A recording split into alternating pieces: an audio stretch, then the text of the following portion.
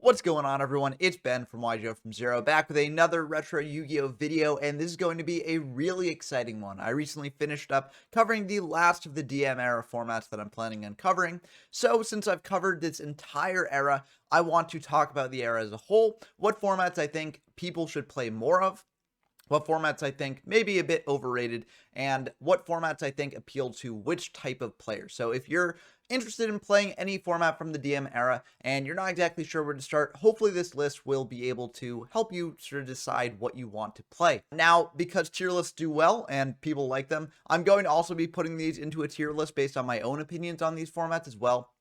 Don't be offended if I put a format that you really like in a lower tier than you might expect, because this is going to be based on my personal taste here. Now, I am going to talk about the types of formats and, which players might enjoy given formats. So just because it ranks lowly on my list doesn't necessarily mean that it will rank lowly on yours, and I encourage you to try them out, even if my playstyle differs from yours. That being said, let's dive in and start at the very start. Now, the DM era is a large and varied era, a bit more varied than a lot of people give it credit for. People just sort of label it as a monolith of slow, grindy gameplay. And I would say, after exploring all of it, that does apply to some formats, but there are definitely formats where the pace picks up a bit. A format where the pace does not pick up is at the very start in Yu-Gi Kaiba format. Now, this format is from May 2002 using the May 2002 limited list. And it is Yu-Gi-Oh! At its most bare bones, most playground style. And that's what attracts a lot of people to this format. You're playing with a lot of normal monsters like Lejin, the Mystical Genie of the Lamp, and Battle Ox, and Summon Skull, and things like that. And it's really, really fun and back and forth. And, the gameplay is very basic, but also it really tests your fundamentals. And you really need to have great fundamentals in this format to play it well. And it can be a lot trickier than it might seem. So, if this was about a year ago, I might put Yu-Gi Kaiba in peak Yu-Gi-Oh! The issue now, though, with Yu-Gi Kaiba is that people discovered that a little strategy known as Stall Mill is probably one of the best decks in the format. Well, it's definitely one of the best decks in the format, but it may actually be the best deck in the format. Now, people have adapted to this. People are playing Soul Control with more Soul Exchanges, more Tribute Monsters to get over those 2K defenders, and people are playing things like Burn, which has a very good matchup against Mill. So there are things that people are doing to counter Stall Mill, but because Stall Mill is so prevalent right now, I actually think that I'm going to put Yu-Gi Kaiba in Take the Special sort of player to play, because I do think that the Mill matchup is very, very grindy, and it doesn't appeal to a lot of people. And that's a bit of a shame, because the Soul Control mirrors that used to be what this format was made up of were very, very, interesting, fun, and engaging to a larger audience. But now Mill's sort of taken over, so that is what you have to play around. Now, if you do want to get into Yu-Gi Kaiba, even after all I've said there are some good starting decks that you can start with. I'd say that Soul Control is probably the best place to start, as this is the sort of classic Yu-Gi Kaiba deck list. Basically, the idea is you're trying to bring out your Summon Skulls with things like Soul Exchange and Change of Heart. That also turns Summon Skull into another form of removal, and also it's just a big monster that's a bit tough for your opponent to get over. And other than that, you're basically playing the standard beatdown strategy. Now, this isn't the most modern Soul Control list. A lot of more modern lists are using Ultimate Offering, because that card is insanely strong. And so a lot of people are playing that, and potentially more tributes as well. But this is a decent starting list, and if you want to see more up-to-date Soul Control list, you can definitely check out my tournament coverage for Yu-Gi Kaiba formats, and that will have some more modern Soul Control lists that you can start with. Now, if you want to start with the most degenerate strategy in the format, you can start with Stall Mill, because it is one of the best strategies in the format by far. Basically, the idea of this deck is you're using things like Ultimate Offering to set up a wall of 2K defenders that you can just use to dodge your opponent's removal, because there aren't really many ways to remove these things in the battle phase, and just protect yourself for long enough to draw down deep enough into the deck to kill your opponent with a card destruction. This is a standard 43 card list, popularized by DK0, and then the deck can also smokescreen into a more standard beatdown strategy for games 2 and 3. So, this deck is very, very strong, but it also is something that a lot of people don't want to play, so keep that in mind. But if this does appeal to you, then this is probably the best starting list that you can start with. And lastly, I figured I'd mention that given the prevalence of Stall Mill recently in this format, some people have taken to playing a form of Yu-Gi Kaiba known as Yu-Gi Kaiba Detox, where you use a more typical list like this one, which is more focused on beatdown stuff. It's playing some nostalgic cards like Trapmaster, which most modern decks don't play, and Dispel as well. And it's just a fun time. And the mirrors with this deck are very, very exciting. So a lot of people have taken to playing that sort of version of this format. So you can definitely dive into that. And if Yugi Kaiba played like Yugi Kaiba Detox did, it would probably be a lot higher on my tier list. But given its modern state, I really wasn't that comfortable placing it above Takes a Special sort of player. The next GM era format took place in July 2002 with the release of Metal Raiders and the July 2002 limited list, and that is Critter format. Now, Critter format is a really, really good format. I'd actually put it at peak Yu-Gi-Oh! Because I do think it is one of the best and most skill-intensive formats in the game's history. Now, that being said, this is sort of the more typical grind that people associate with the DM era, so if you don't like those grindy control games, then this won't be for you. So, you should just know that going into it. But I think this format is really, really cool. There's also a lot of variety in what people can do with the decks. For instance, Muka Muka Beatdown is a more aggressive deck. Mass Control is more of a, sort of grindy control deck where you're trying to gain incremental card advantage, attacking in with things like Mass Sorcerer to draw cards. And then there's even Exodia running around because you can use Last Will to easily get out your recruiters like Sangan and Witch, and it's turbo into the 5 pieces of Exodia right away.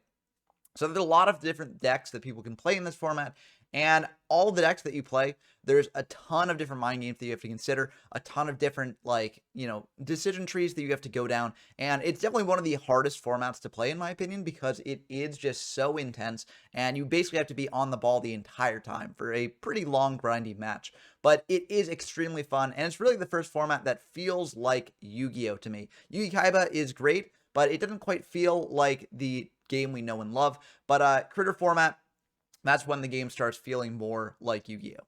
Now, if you want a good deck list to start for Critter format, then you probably should start with Mass Control. This is the standard deck list in the format. Basically, what you're trying to do is use Mass Sorcerer to gain card advantage, and you're just trying to control the game state, so you're playing things like Solemn Judgment, you're playing Trap Holes, etc. And it's just a very, very good deck. And, Mass Sorcerer can be searched out off of Witch and Sangan, but oftentimes you're using Sangan and Witch to sort of search them each other to just keep your resource train going. And this deck is just insanely, insanely powerful if in the right hands. Now, it does take a bit to actually, get good at this deck. But once you get good at this deck, you'll know sort of the ins and outs of the format really well. And this is the bread and butter deck to start with.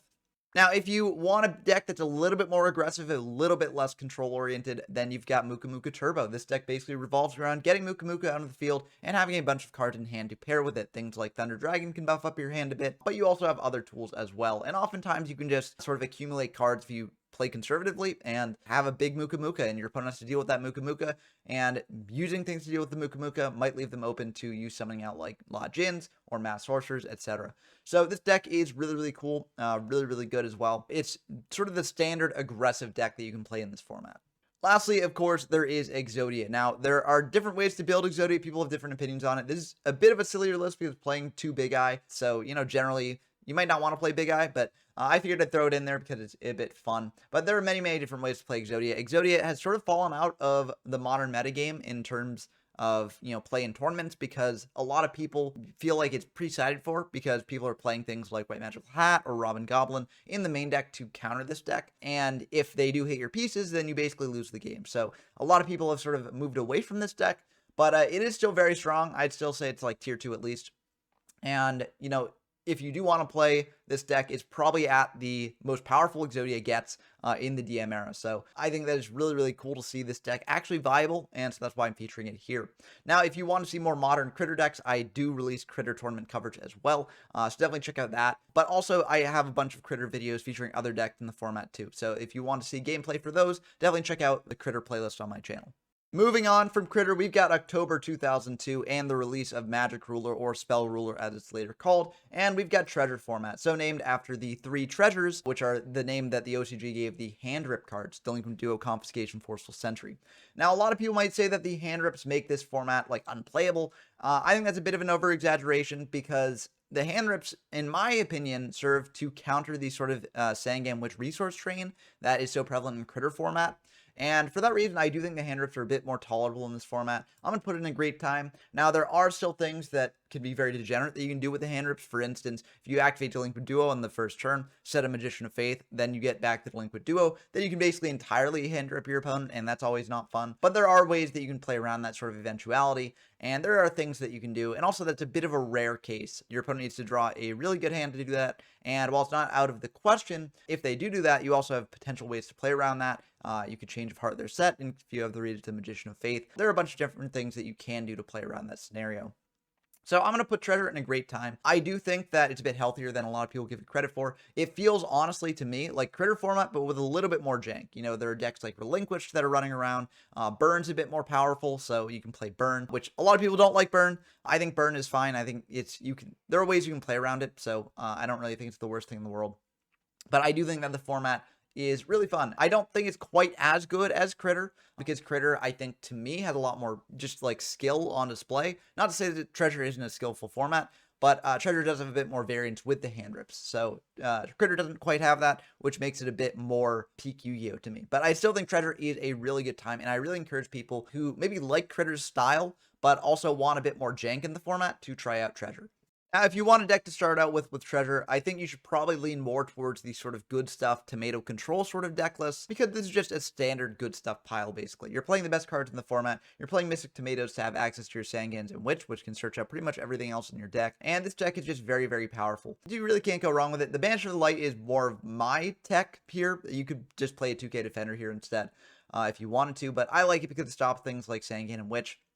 But yeah, everything else, just you're playing the powerful spells, you're playing the powerful traps, and you're playing the powerful monsters. And so this deck is pretty straightforward. You can understand why every card's there pretty much immediately, and it plays towards a very standard style of gameplay that you'll encounter in Treasure format. So I do think it's a great place to start with if you're wanting to experiment with this format a bit.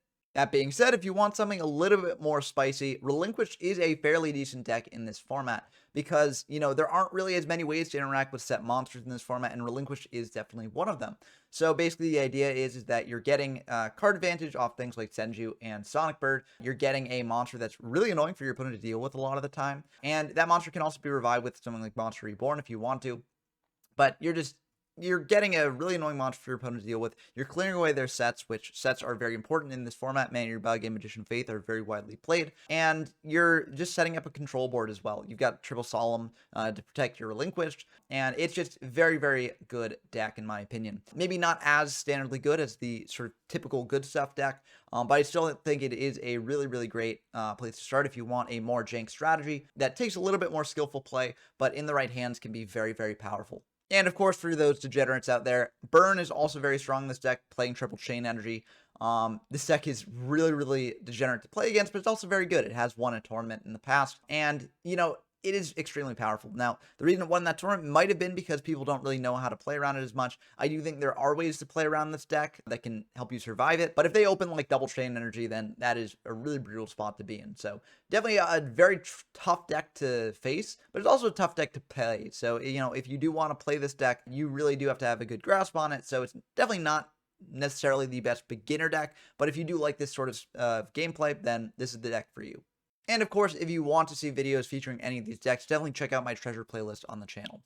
Next up, in February of 2003, with the introduction of Pharaoh's Servant, the December 2002 limited list, and a bunch of promo cards, we've got Imperial format. Now, Imperial format is a bit interesting here. I did explore it on the channel, but I honestly think this is the most underexplored format on this list, because Imperial, it's in a weird spot right now. It feels a lot like Treasure. It feels a lot like the next format, Android, but it doesn't necessarily feel as distinct as either of those formats. So I don't think it's really found its identity yet. And for that reason, even though it's very similar to Treasure, I'm going to put it in enjoyable, because I really do think that a format having a unique identity does make it much more fun to play, because you're like, if you're in the mood for a format, you want to know what format you're getting into. And you're like, okay, I'm in the mood for something like Treasure. I'm in the mood for something like Android. You're generally not in the mood for something like Imperial, because it's sort of like a mixture of both that doesn't really have any true distinguishing qualities. Now, I will say that it does have some improvements over Treasure, and it does have some improvements over Android, depending on what you want. So, for instance, Imperial has an element of crossout, which means that you now have a good way to deal with your opponent's set monsters, which Treasure doesn't really have. Also, unlike Android, it is a much slower paced format, because you don't have the beater triangle that I'll talk about in a second that just accelerate the amount of damage that you can put out. That being said, Imperial also has Jinzo and Imperial Order, and Jinzo had a lot less outs to it than it does in Android format. In addition, Imperial Order is a bit more punishing, because spells are much more important in Imperial format than they are in Android format. Not to say they aren't important in Android format, but when you have that monster backbone, then, you know, you can sort of rely on that instead of over-relying on spells. So Imperial Order is a lot more devastating, Jinzo is a lot more devastating, and for some people, they don't really enjoy that as much. So I'm going to put Imperial in an enjoyable. I will say my thoughts on this format could change as it develops further, but if you want to sort of dive into a format that doesn't really have an identity yet, and you could put your stamp on it maybe, if you played enough and explore enough with the different decks, then this is definitely for you. It also serves sort of as a bridge into the next era of the DM format. Now, I called the DM format basically an era of its own, right? Because it's sort of viewed that way. But I will say that it's sort of subdivided into different sub-eras. And I do think that Imperial sort of is the end of the first sub-era, where there's a lot of very, very grindy gameplay, but not really too many good monsters that you could be playing in terms of like aggression. That really does start to change with Android, though. Now, of course, before we go on to Android, I want to feature some Imperial deck lists that you can start out with if you want to dive into the format. So, firstly, we've got the standard Tomato Control Good Stuff list. Again, this is very similar to the deck in Treasure format. It's just playing some of the new staples, like Nobleman of Crossout, like Imperial Order, like Jinzo. Dust Tornado's in here as well to stop your opponent's Imperial Orders. That's another thing. I feel like people have not really gotten adapted to dealing with Imperial Order or Jinzo in the main deck. People are trying to build their decks too much like Treasure format or Android format. But I do think that given the power of Imperial Order and Jinzo in this format, you do probably have to make some different concessions. So that's why we are playing Dust Tornado in the main. And I do think there's things to experiment with there to potentially make the experience a little bit better for yourself. So this deck is definitely in sort of an unformed state, I'd say, because the format is just very, very underexplored and very unoptimized. That being said, I still think this is a very good place to start if you want to dive into this format. And once you get good at this deck, you can sort of branch out into a bit more of the jank that's available here. Speaking of jank that's available, Relinquished is arguably even better in Imperial format than it is in Treasure format because you have things like Call of the Haunted and Premature Burial to bring back your Relinquished, so you can recur the same Relinquished multiple times and take control of your opponent's stuff multiple times. So, it also is a way to deal with Jinzo, which, again, as I mentioned, is very difficult to do. So that's very nice. Unfortunately, though, Black Legion Ritual is really, really hard-pressed against something like an Imperial Order, because if your opponent uses Imperial Order on your Black Legion Ritual, you lose access to this card. You need to have the other one to then bring out your Relinquished later. So that is a big downside to this deck in this format, but I still think this deck is very, very competitive in this format. Although, again, it is a lot tougher to play than the typical Good Stuff deck. Before I move on to Android, I want to feature a deck that I don't necessarily think is tier 1 yet, at least, but it shows some of the unique things that you can do in this format that you can't really do in Android or Treasure. This is Hats Control. Basically, the idea is you're using magical hats to thin out your deck a bit. You're also playing things like Mask of Darkness in addition to your Magician of Faith. So it's almost like another Foolish Burial or like Painful Choice, because you're getting powerful spells or traps in the grave, bringing them back with your Masked Darkness or Magician of Faith, and that can be very strong. Also, Magical Hat is almost like a Book of Moon, because what you can do is if you've got a face-up Mask of Darkness that you flipped up, or a face-up Magician of Faith or something, you can the Magical Hats, and that monster will get reset back down. So it's kind of cool in that regard, kind of like a flip control strategy as well. So this is a very, very innovative deck list. Unfortunately, by the time Android format comes around, the format's a bit too fast-paced to really support this style of play, and Magical Hats is not out in Treasure format. So really, I think that this format is the only format you can really play a deck like this, and the fact that it exists shows that there are still untapped depths in Imperial format. There are things that can make it unique, and so I do encourage people to dive into this format if it does interest them, because there's just so much that has not been explored in the format, and it would be really cool to give this format its own identity. I mentioned earlier that I think the DM era is divided into different sub-eras, and I think that the first era sort of ends with Imperial format. With the introduction of Android format and Labyrinth of Nightmare, and Android format, by the way, took place in April 2003, by that time, monsters had become a lot better. You have Kaiku the Ghost Destroyer, you've got Bazoo the Soul Eater, and you've got Gemini Elf, which sort of form a beater triangle because each one sort of checks the other. And they also have a lot more attack than you saw in previous formats, which makes the format a lot more explosive, a lot more damage can be outputted in a much quicker period of time. And so the games are a lot quicker than the first, more grindier era of the game's history. So I think Android format is a great format. That being said, I'm going to put it in a great time. I think, I'm not sure if I want to put it above or below Treasure. The issue with Android format, and I'm putting issue in quotes because this won't be an issue for everyone, is that Android format is kind of a tier 0 format. There are things that people can experiment with if they don't want to play the typical standard Good Stuff deck, but largely that deck has proven itself to be the best deck in the room because it can output a lot of damage. It had a lot of flexibility because you have the option to search out your different beaters to deal with a variety of different situations, and there just aren't really any other decks that can handle what it's doing, which is just putting out a lot of damage very quickly. Android is a bit about tempo, I will say. Not as much about tempo as some of the later formats that I'm going to cover, but Android format definitely is one of the first where tempo really matters a lot more than other things like card advantage and other things like that. Card advantage still definitely matters in Android. I'm not trying to say that, it's insignificant, but I do think that tempo actually matters a little bit more. And so this makes this format very different to play compared to the previous four formats, and also very, very intense because the games are just very, very fast paced. If you enjoy fast paced mirror matches that take a lot of skill, then Android, I think, is for you. And I really do think that those mirror matches are enjoyable. So I encourage someone to try that out before they sort of make a judgment on this format. But I will say that sort of thing is not for everyone. Now, I know I've featured a lot of deck lists for the previous formats, but for this one, I'm just going to show the standard sort of good stuff deck list. And I say standard, but the standard list has not really been defined as such. Every Android format tournament, this sort of deck wins, but there are always differences in ratios. For instance, some people play more or less Gemini Elves or Kaikus. Some people play Torrential Tributes in the main. Some people just play Trap Holes. So there are different things that, you can do with this deck and tinker with it a bit to try and get an edge over your opponent. But basically, this deck is relying on your 3 aggressive beaters, Bazoo the Soul Eater, Gemini Elf, and Kaiku the Ghost Destroyer, to deal a lot of damage, to deal with each other, to deal with Jinzo as well, because Bazoo can deal with Jinzo in this format. And you're also trying to get rid of your opponent's beaters. That's why a lot of people play Trap Hole over Torrential Tribute, because you want to retain your tempo by dealing with the monster your opponent's bringing out to deal with your monster, but keeping your monster on your side of the field. So, people have shifted more towards Torrential Tribute lately, but I do still like Trap Hole in this deck. Also, Skull Lair, very powerful card in this format, because along with Kaiku the Ghost Destroyer and Bazoo the Soul Eater, these cards' effects were mistranslated at the time, so it could actually banish any card from your graveyard, not just monsters, which really does change the way this format plays quite a bit. Also, you're playing things like Jar of Greed to fill up your graveyard as well, along with all just the typical standard good stuff cards. So I think this deck is very, very strong. I think it's the best deck in the format, in some form. Again, you should tinker with this a bit for yourself, or check out my Android format tournament coverage if you want to see more of this.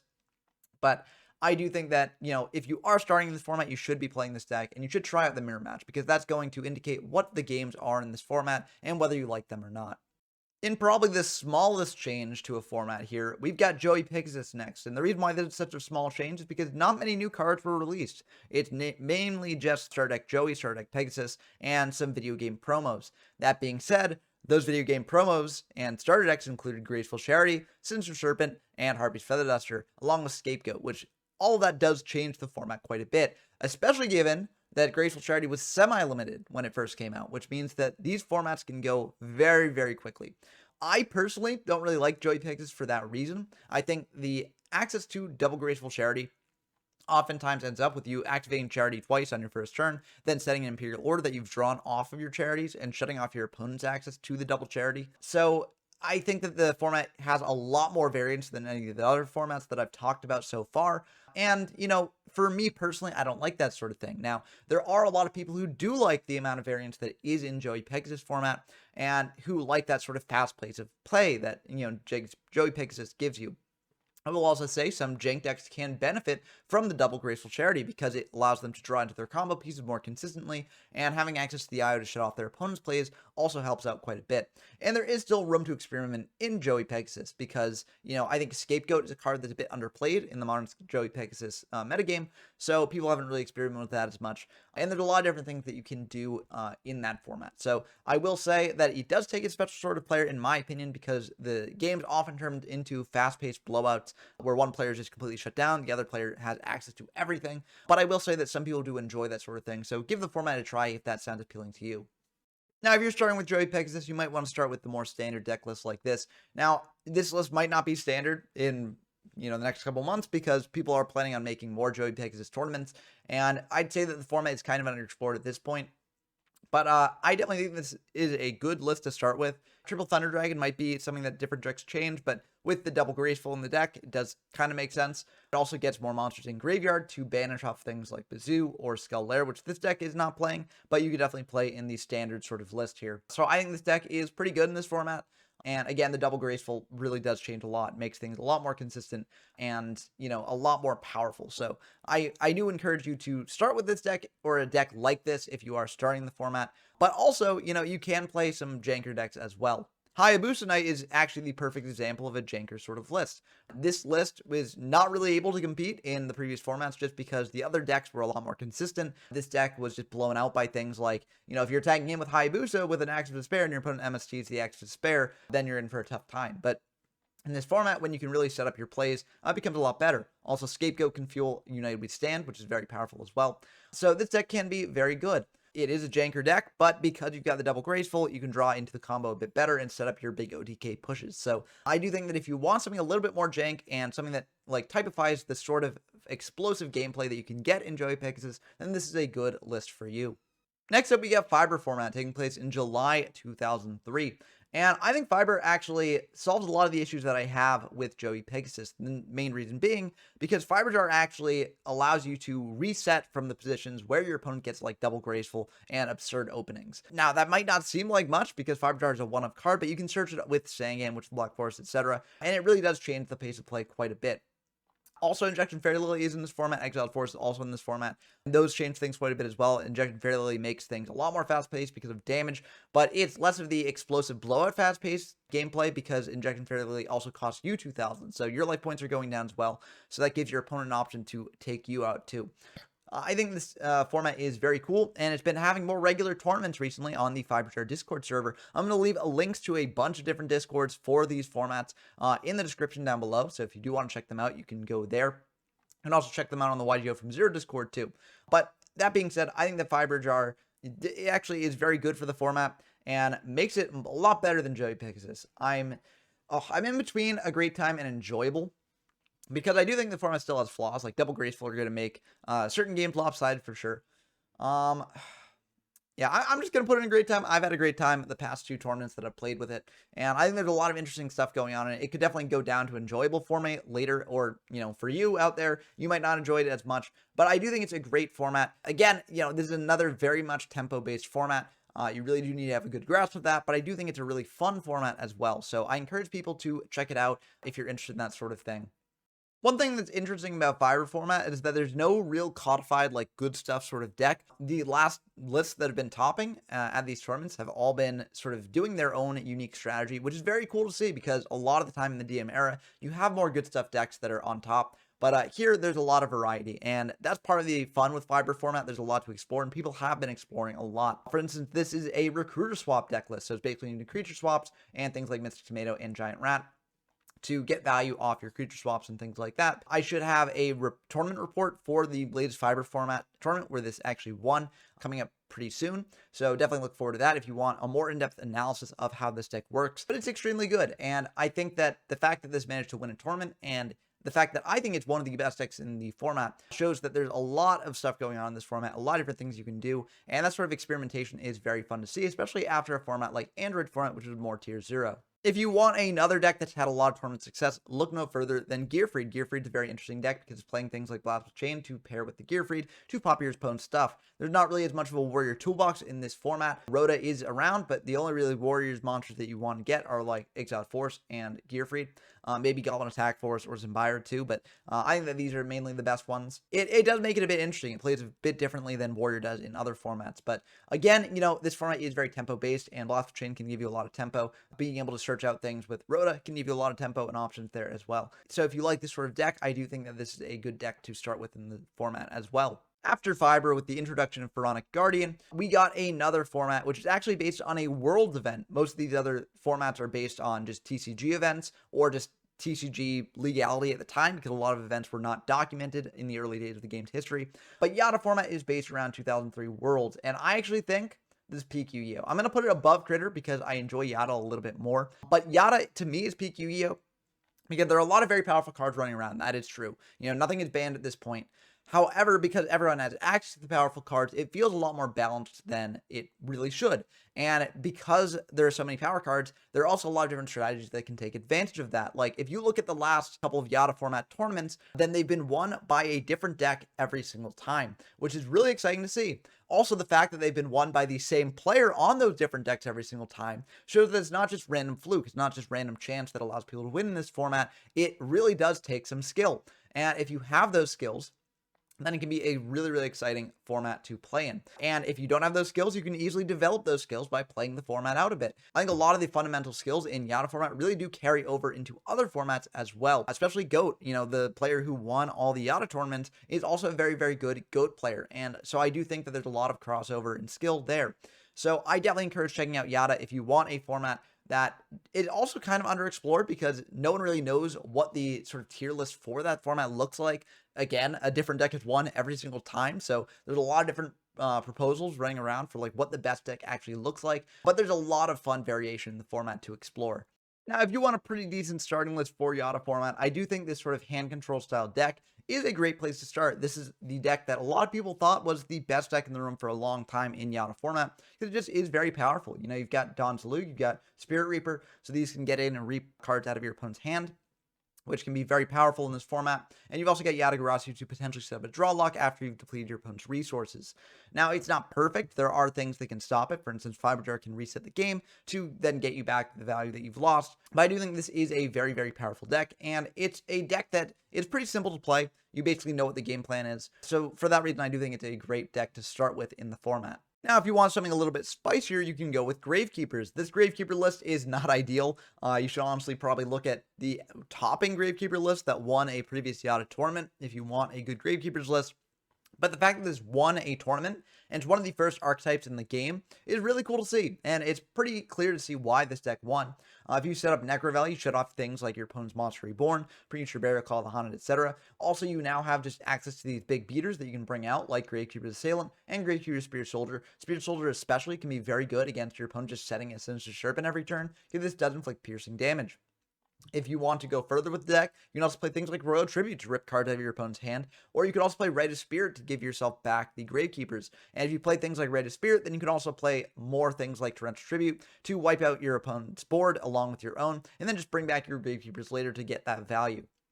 So I think this deck is very, very powerful. Very, very cool to see an archetype actually doing well at this stage in the game's history, because a lot of the archetypes back then were really bad. So I think it's awesome to see the deck do well. And if you want to experiment with one of the first archetypes in the game's history, this is definitely the place to start. Lastly, I figured I'd mention a deck that hasn't actually topped yet, but a lot of people have been experimenting with it, and that is this sort of like GOAT control list. Now, there's no Tsukiyomi in this deck. Also, you know, battle system rules work a bit differently here, so you can't really like book down your own restricts and do things like that. So a lot of the time what people do is that they'll meta out a 1,000 restrict with a scapegoat token, and then they'll tribute that off for a powerful tribute monster like Dark Ruler Hades, Jinzo, or Lesser Fiend or Airknight Parchat, depending on what you want to do. So this deck is very, very interesting. A lot of different combos you can do with it, and I think it's really fun. It hasn't won a tournament yet. It might win a tournament eventually, or it might just be a tier 2 deck that doesn't really have a chance of topping or winning, because it has topped in the past, just hasn't won. I do think this deck is really fun to experiment with, and if you want more of like a combo deck with very interesting decision trees, I think this deck is definitely for you. Moving on from the greatness that is Yada format, November 2003 would come along with a new release that would really tank the game for quite a bit, in my opinion, and that is Magician's Force with the introduction of Magical Scientist. Now, some people call this format Scientist, some people call it Breaker. I'm just gonna go with the Scientist image because that's what format library uses, and I don't really want to get into the whole name debate because I think it just fractures an already small community. But this format is, in my opinion, really bad. I'm not necessarily going to put it in unplayable right now because Scientist FTK, people tested it out. It has 3 scientists available to it because they didn't think to limit this card on release. But people tested it out. It was very good. It managed to make it very far in the tournament that we held with it, but like it didn't actually manage to win. So I'm gonna put in either takes a special sort of player or unplayable. I think there is still room to experiment with this. Now that people know that Scientist FTK isn't the best deck in the world, there are sort of 2 options. They can either experiment with the other things that are available right now, or they can try and optimize Scientist FTK even further and try and make it tier 0 into Scientist FTK. But right now, I think it's going to be in take a special sort of player because it really does take a special sort of player to explore this format. You have to be willing to face Scientist FTK quite a bit if you want to actually test out what decks are good in the format, because Scientist FTK is still a very good deck in the format, even if it may not be the best deck in the format. And Scientist FTK is just not really that fun to play against a lot of the time. So I will put this in just takes a special sort of player. Now, if you want a good deck to start with that isn't Science FTK, then I think this is a pretty decent list. It's playing removal options that are teched out in case you're facing Science FTK, but beyond that, these removal options are still good against a variety of decks, and also the deck just plays like a standard good stuff deck would. You know, it's playing tomatoes to fetch out your Witch and your Sangan, or your Don Salug, or your Spirit Reaper. A lot of different options there. You're playing a lot of just very powerful spells and traps. So I do think this deck is just a very good stuff deck to play. You also have things in the side deck to, stop Science FTK even more. So I think this deck is a very good starting point if you want to see the less degenerate side of the format, but also have a good chance of winning if you face the more degenerate side of the format. Of course, given this is one of the formats where Science FTK is incredibly strong, you might just want to start out with Science FTK. And if you do, then this is a potentially good list to start with. This list is sort of all in on the FTK. It's playing triple science, triple turtle, Gillosauruses, meta to trigger last will, reasonings as well. So there's a lot of different ways to get your combo online here. If you do want to play a list that, is a bit more resilient if you don't draw the combo turn one, or if you get interrupted, then this is not it. And maybe by building that sort of list, this deck would get even better and potentially make this deck the best deck in the room. But people haven't really experimented in that direction yet. So I do think that, if you want to start with a scientist list, this is definitely a very good one to do. But it definitely could be optimized further. And if it is optimized further, it could potentially become the best deck in the format. So if you want to experiment with that, definitely go ahead. I'd say if you wanted to tinker with Science FTK, this is the best format to do so because it's the most open-ended right now. I kind of feel weird about putting scientists in a given era because it's very sort of unique because Science FTK is so broken. But if I had to put it in an era, I'd probably lump it in with the next two formats because it is a much different style of play than something like Yada or Fiber or Android because there's just a lot more degeneracy going on and the games are a lot quicker, but they're also, I'm not going to say less fun because fun is, dependent on what player you're playing.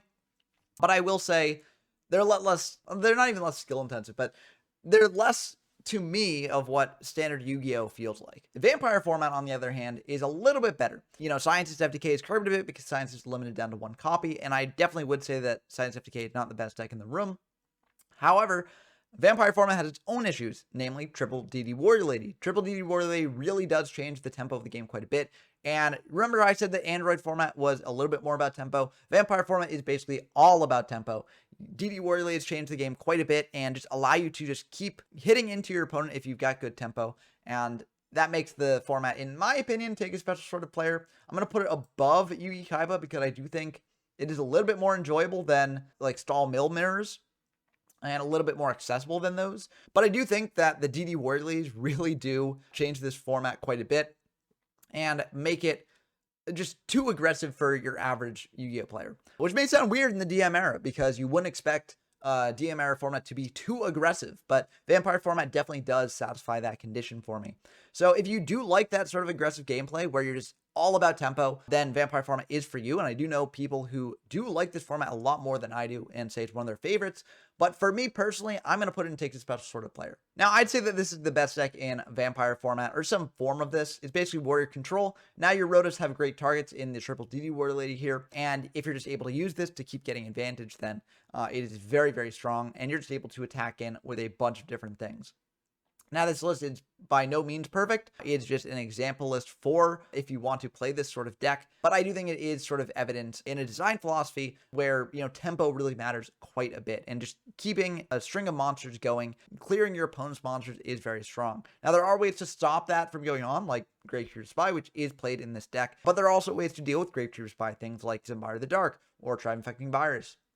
So I do think that this format is very aggressive, and this sort of deck definitely typifies that aggressiveness. That being said, while Warrior Control I do think is the best deck in the format, there are some spicy options you can do. This is an Archfiend list that actually, I believe a version of this list managed to top a previous Vampire format event, which is very exciting. And so it does show that there are other decks in the format that can potentially be viable, even spicy decks like this one.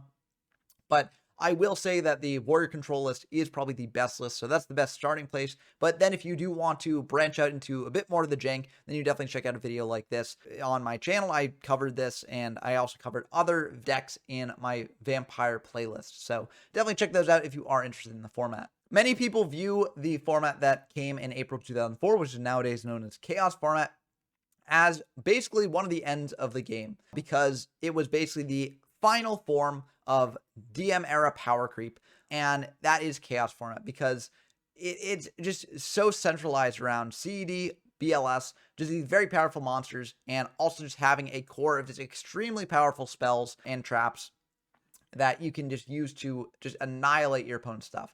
And this is the last format before things finally start getting banned, and things had to get banned because this format was just so centralizing around these decks. It's another tier 0 format. That being said, I do think it's really, really fun. I might put it in a great time along with Android, but I think what most people are going to find it is enjoyable. I really want to push it up to a great time, but I'm gonna put it in enjoyable here. I do really like Chaos format, but I think that, I should be a little bit more objective. It does have major flaws. For instance, because like pretty much every powerful card in the game at this point is legal, you can just have extreme blowout games like no other format on this list. That being said, oftentimes the games are extremely fun because you have access to all those powerful cards just like your opponent does. So it becomes this sort of game of chicken where like who's going to do their big combos first and who's going to get the most damage out on the field first.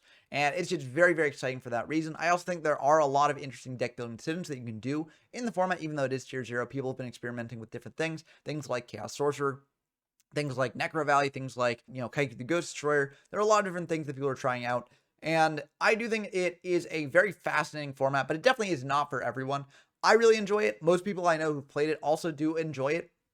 But there are people who it's just too much for them. And so that's why I'm just going to put this enjoyable. I do encourage people to test it out if you do want to know what Yu-Gi-Oh! Was like at its most powerful in the early days, because this really is the most powerful that Yu-Gi-Oh! Gets for quite some time. Now, if you want to get a starting list for the format, this is potentially a place to do it. I don't necessarily agree with everything in this list. For instance, the Thunder Dragons, I think, should be replaced by Shining Angels, because I generally prefer Shining Angel for lights. And you could also maybe throw in a Magician of Faith as well for another light. It is in the side, but I think those are probably better in the main. But I do think that this style of deck is generally what you're going to be seeing in this format. Just playing all the good monsters, all the good spells, all the good traps, and just basically using it to try and kill your opponent with these cards, because these are the best cards in the game, so logic follows that putting them into one deck will make the best deck in the game. So I do think that if you're starting in the format, a deck like this is where you want to start. That way you can sort of play around with it, see what you like in the deck, see what you don't like, and then you can make sort of minor changes depending on what your preferences are. I do think that largely, though, the deck you're going to wind up with is going to be something like this, maybe without the Thunder Dragons, maybe without Scientists, maybe without a variety of just different cards that, you might tweak here and there. But I do think that this is largely the best deck in the format, and I highly encourage people to start with a deck like this if you're trying to play Chaos. That being said, there are the strategies that people have experimented with that really haven't had enough time to cook yet. Earth Aggro is definitely one of them. I played with this deck on the channel as well. I didn't build this deck. That was done by Cosmo, but this deck is very, very strong, I think. And I'm not sure if it's actually strong enough to win a Chaos tournament, but in playing this deck on the channel, I realized that it is very powerful. And basically the idea here is that you're trying to beat in your opponent's face before they can actually set up their Chaos stuff. So, if you are able to do that, then that is very strong. And these monsters are very powerful and can get over a lot of different things in the format. That being said, I'm not really sure it has the power to tangle with Chaos at the top levels of the game, but I do think it is very interesting. And if you are looking for a non-Chaos strategy for Chaos format, then this is definitely one that you can go with. In my opinion, Scientist, Vampire, and Chaos all form a sub-era of DM because they all are sort of accompanied by an incredibly fast pace of play and also a lot of, not necessarily degeneracy, but a lot of power. These formats have a lot of power in them, and it's just to a different degree as pretty much every other format that I've featured so far. Of course, that power had to be checked, and to do that, Konami and Upper Deck Entertainment finally decided to ban cards. So, after Chaos format, the first ban list happened and led into the last format of the DM era, which is Warrior. So Warrior format does use a ban list finally. So things like CD and a lot of other problematic cards are banned. So that means you don't have to worry about them anymore. And in practice, this left a format that's very, very similar to GOAT, as this format takes place in February 2005. GOAT is typically marked as April 2005. And so there's not really too much different between them. However, there are different hits in Warrior format and GOAT format as they continue to adjust the list. And that makes it feel like a very interesting version of GOAT almost. A version of GOAT that I think is actually extremely fun to play. So I'm going to put in Peak Yu-Gi-Oh! I'm not sure if I want it above or below Yada format. I'm going to put it below Yada format for now because it does feel like GOAT. So, like, if you do like GOAT, you might not be too excited about, like, how different it is. But I do think because it feels so much like GOAT, that's actually one of its biggest strengths because it is very different from GOAT, even though it does feel that way. Chaos Turbo is a lot less powerful in Warrior format because you don't have Delinquent Duo, you don't have Graceful Charity, and it does make things a little bit different there. Because Chaos Turbo is a bit less powerful, Goat Control is a bit stronger, and there are also a lot of other Jank decks that are a bit more powerful as well. And so this format, in my opinion, definitely has a lot of room for growth. We just started exploring it, and I just finished wrapping up my exploration of it, but I do think that it could definitely be more explored in the future. So I look forward to seeing what people do with this, see if more tournaments will be held in it, and I highly encourage you, if you like GOAT, but are maybe tired of the modern GOAT metagame, or just want something a little bit different to experience, then Warrior format is definitely for you. Warrior definitely is not the only deck in the format, despite its name, and I really do think it is one of the all-time great formats, along with GOAT, along with Edison, along with Yada and Critter, as I put in this tier as well. So I hope this sort of laid out a good groundwork for if you want to get into whatever DM format you want to get into, what that format is like, and where it sort of ranks on this tier. I'm going to close out the video with some Warrior deck lists, but I will leave a link to this tier maker down in the description down below. So if you do want to make your own tier list for these DM era formats, then you can definitely do so there. So to close out the video, let's talk about some Warrior deck lists that you can use if you want to start out in the format. Firstly, we've got Goat Control. This is a very powerful list, even though it is a bit different than how it looks in GOAT format. This is also not the winning list from the last tournament. You should definitely check out that and probably use that as a starting point if you want to play in the format. I did do a video on that tournament if you do want to see what that list looks like. But basically, the idea behind this deck is you're trying to use Metamorphosis to get out fusions, and it's probably Thousand Eyes Restrict, which you can use to suck up your opponent's monsters. And also, if you have Thousand Eyes, just like I mentioned before, the battle position rules are a little bit different here, so you can't quite do the exact Tsukiyomi lock that you can in GOAT format. But what you can do is you can tribute off that Thousand Eyes for something like an Air Knight Parshath or a Demock or etc. So I think this list is very, very cool. Still a lot of room for growth with this style of deck, and definitely check out the winning deck lists for this deck from the last Warrior tournament. But I do think that you can't really go wrong starting with a deck like this because it is very powerful right now. Of course, if you want to start with the namesake deck of the format, then Warrior format does have a good Warrior deck as well. It looks something like this. Probably there are some changes that you should make. Like, I wouldn't necessarily play the Emergency Provisions, although it is very powerful with Mirage, but you could probably cut Mirage as well entirely. That's one of the other interesting things about Warrior format is that, you know, there are powerful cards like Mirage, but not every deck necessarily should play Mirage. And, you know, I'd argue that Warrior maybe shouldn't. It also maybe shouldn't play Painful Choice too, which also is absent from this deck list. Although maybe it should. You could definitely build these decks in different ways, and I think people are still experimenting with exactly how to build them and how to balance the powerful cards in the format. So I think this deck is really, really cool, and it's also a great place to start. And of course, to close out the coverage with a bit of a spicier deck list, if you do want a bit of a jankier deck in Warrior format, then I do think this Reason Gate Turbo list is extremely powerful. In the last Warrior tournament, there were 2 Reason Gate players. One actually made it to Top Cut, and I think the other probably also should have made it to Top Cut if not for misplays. And I do think that this deck is very powerful. You know, there's no Lightning Vortex, so it's tough to actually deal with a big board that this deck establishes. The one thing is it has a bad matchup into Goat Control, which is the best deck right now, but I do think that with more experimentation, this deck could definitely rise in the ranks as well. So it's also a bit of a spicier deck to play. So I encourage people to try it out. But I think that it's really fun. This is actually my favorite deck in the format, which is why I'm showing it off selfishly. I could have shown off a large number of other bit spicier decks in this format because there is a lot of experimentation going on, a lot of different decks that are viable, but I just had to close it out with one of my personal faves. If you want to check out any other deck lists for the format, I do have Warrior videos as well. Definitely check out the playlist for that. But that's going to do it for my DM era coverage. I am planning on releasing a video or two more about this era, but, you know, this is going to do it for the mainstream coverage. So I'm going to be moving on into GX era formats very, very soon, into GOAT, into Cyber, etc. And I'm really excited for that. But this has just been such a ride in the DM era. It feels really crazy to be at the end of this era, and it's just awesome to have experimented with these formats that a lot of people just write off. I hope that if this video encouraged you to do anything, it's to encourage you not to write off any of these formats just at the face of it, to try them out and see what potentially arises from that, because I do think that they are a lot more varied than a lot of people give them credit for. But that's going to do it for this video. As always, I hope you enjoyed. If you did enjoy, definitely subscribe to the channel and get, you know, caught up on my other videos. Also, you know, I'm planning on diving into GX, as I mentioned soon. So if you want to be here right at the start for the coverage of that, then subscribing is the best way to do so. Also, let me know what you think of these formats down in the comments below, and I'm always happy to talk with you as always. And if you want to support me directly, I do have a Patreon link in the description too. And if you do join the Patreon, you'll get shout out in these videos. So big shout outs to Tyler Compton, GMYFS, Rincewind, Porkchop Coon, Bren Donker, and Dump Truck. It really means a lot to me that you all support me this way and encourages me to make more videos like this.